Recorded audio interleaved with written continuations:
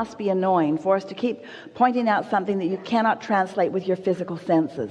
And what we want you to do is to try to be satisfied with the knowledge that if I can feel it, that then I will soon see it.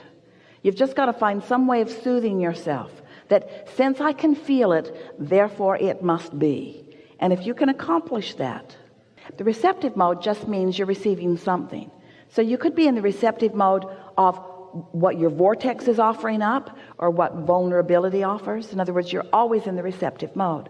So if you just start there by acknowledging that whatever is occurring to you, whatever thoughts are coming to you, whatever manifestations are happening, they are happening in direct relationship with whatever receptive mode you're in. An easier way of hearing it is whatever mood you're in. So that's elementary, isn't it? In other words, you understand that. You all do, don't you? You understand that. So now let's add another factor to that, and let's call that factor momentum. And let's talk about why momentum happens. Momentum happens because you give your attention to something. You give your attention to something, and then something manifests, and then you give your attention to something and something manifests, and you give your attention to something and something manifests. You have it so good because you're out here on the manifesting edge.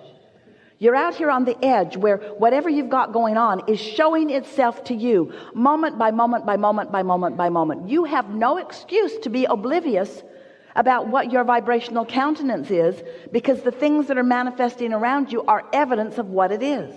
If you are aware of the way you feel, and you sort of kind of like that feeling, so you focus there, it will become more and more and more and more and more. You could take any thought of minor importance, and you could focus on it and bring it to a place of momentous importance, and it would manifest in this day. Every single one of you could do that with anything that is important to you. This is the power of the universe that you've got working with you. This is the power of the focus of source energy that you've got working with you. You have tools at your fingertips. You have the energy that creates worlds flowing through you, you see.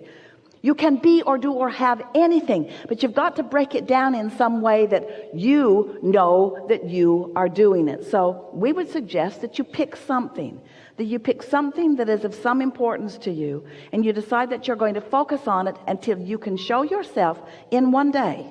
You can show yourself how the momentum gathers around that subject in one day. From the point of just being able to talk about it to the point of feeling fairly good feeling emotion about it, to the point of really feeling excitement about it, to the point of it manifesting in one day. You can do that. You can do that. And you do it all the time. That's what's so funny about this conversation. You do those things all the time. You just don't know that you're doing them. And so you don't give yourself the credit of focus that you deserve to give yourself the credit of focus. Spend more time in the vortex. What do you think's in there anyway? It's really funny. Here's this vortex, all ripe and ready and really eager. Well, we are the eager ones to show it to you. And you're over there saying, I don't see it. I don't see it. I don't see it. And we say, that's why. That's why. You got to look where it is and feel like it feels. So pick any subject. Look where you think it might be. If you feel that something is lost where you stand, and you believe us at all that there is a vibrational version of you, then look in the direction of this vibrational you and describe it to us. If you feel lost, what does found feel like? If you feel confused, what does clarity feel like? If you feel poor, what does richer feel like? In other words, you got to look where you think you are. So look there and describe that for just a moment and stop the other. I've been doing this. How do I get the money out of the vortex and into the bank? When does it come to me? But you see, you can't talk about why the drought is unpleasant and attract the rain. You can't talk about what's missing and allow what's missing to be fulfilled. You've got to find a way to look at until you allow yourself. You see, you don't have to build the momentum in the vortex. The momentum is already built. You ask, and the momentum is already gathered, and it's huge and ready for you to receive it. Is it too big for you to receive it? No, not at all. Could you get ready to receive it? Yes. Are you ready right now? No. Could you get ready? Yes. Are you ready now? No. Could you get ready? Are you ready? No. Do you want to get ready? Yes. You want to get ready? So, do you believe that there is a vibrational version of things that you want? Yes. And do you think that you could find any words for them, or is it just a big, murky mess of a mist of little pieces of things that you've thrown into it? Or do you think there's anything in that that you could define and see? It isn't easy to go there because you don't have the momentum, but we promise you the momentum will come fast. You see, it's easy to tell the other story because that momentum's there. It's easy to say all of those things, but it's not how it needs to be. What's in your vortex that you would like to define? We just want you to find some simple thing that's over there, like a state of clarity or any old thing. What's there that you want? What's there that's missing? What's found that you feel lost from? What's over there that isn't over here? What's over there that you want? What's over there? What's out there? What's up there? What is it that you want? What do you want that you don't have? Pick something that you feel close to.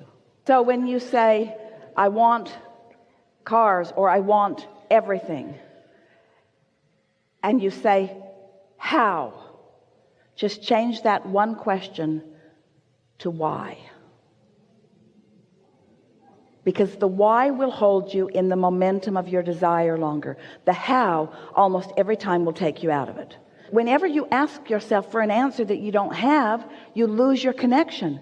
But when you ask a question that leads you further in the momentum of your desire, it allows the momentum of the desire to go further. Did you hear that? And so? So I got a that dovetails with that a little bit, as in a question about interpretation. Because I'm always focused on pre-manifestation awareness, as in what I'm thinking, what I'm feeling, so what's going to come back if I go through this route. But I'm also always interested in post-manifestation awareness. So, but it's nice when they jive, isn't it? Yeah. When you see something coming. Yeah. But sometimes something happens and you can interpret it as in a million ways. Like, I don't know, like I'm seeing a cat walking on the street and I'm thinking, oh shit, I must be aligned because he's looking at me and winking at me or whatever. But it can be just whatever. It doesn't have to do anything with alignment or not. Well, here's the thing. Everything that comes into your vicinity is part of your point of attraction. Mm-hmm. And we know what you're getting at. In other words, how much of this is a response of my deliberate offering of vibration? And we want to say, let's just start with how much of this is in response to my vibration, and then how much of my vibration is deliberate. Because sometimes you're more deliberate than others, but that's why we were playing with our friend earlier today about the consideration that he was having for the woman who was sitting next to him. We want you to get it, that your vortex really is ready to pop at all times. So actually, very little that you are doing in this red hot moment is the reason that something comes into your experience. Just like when you plant the kernel of corn in the ground, you don't expect it to just pop up and be full of ears. You understand that there's a process. And so there's this deciding process and the planting process and then tending to process. And there's the natural gestation process. And there's the law of attraction in your own inner being and source energy focused upon it process.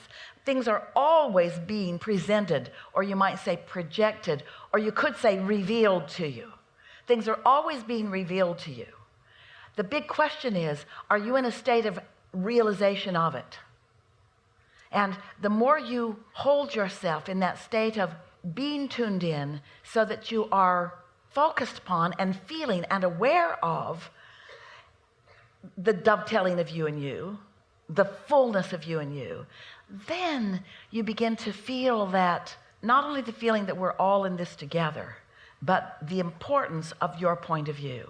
The feeling of invincibility, what we mean by that is... I can do anything. Say again? I can do anything. That's what it is for me. Not only I can do anything that I decide to do, but in this moment of time, the energy that creates worlds is pouring through me. And all that I've intended that is in my vortex is available to me. And that feeling of invincibility or eagerness or readiness is the feeling that allows you to receive the impulse or the words, you say. You see, to many in the world, someone doing what Esther is doing or what you are doing seems like something odd or something rare, but it should not be either, because everyone is an extension of source energy. But if someone doesn't understand the process and hasn't paid attention to their own emotions and hasn't shown themselves bit by paying attention, brilliant you, to pre-manifestation and post-manifestation. And we tease our physical humans because you create your own reality, but most of you don't even have an awareness of the reality you've created until it shows up, and then you go, yikes, or yay. But when you are deliberately contouring your emotions by deliberately choosing your thoughts, when you get some measure of control over the knee-jerk reactions, and instead of having knee-jerk reactions, you are having deliberate thoughts about things, then that feeling of invincibility or that feeling of certainty, that feeling of I know who I am, that feeling of all is right in my world, that feeling of love for everyone, that ability to look into any composite of energy, which means one single human or a family or a nation or a world, that whatever you are choosing is your object of attention. When you are in true concert with who you really are, what you find when you look is something that you love. But you got to train yourself into those satisfying feelings. Otherwise, you don't know what you're seeing. And if you're in that not always, but mostly state of alignment, are you then automatically, that's step 5, right? That you're automatically choosing the interpretation of the post-manifestation as in positive? You see value in every single thing. When contrast happens, even if it hits you hard for a minute, you acknowledge its value because you know what it has launched. And you understand that it's what you came for. And so you don't spend any time going past a little dissatisfaction. You pull yourself back into satisfaction right away because you understand that contrast must be allowed and even embraced and even adored in order to be the deliberate creator that you've been born to be. Otherwise, it would get so boring so fast. If you didn't have other people yanking your chain, pushing your buttons, making your life miserable, if you didn't have others giving you reasons to focus, you would focus less. Yeah. Enough? Perfect. Really good. Really good.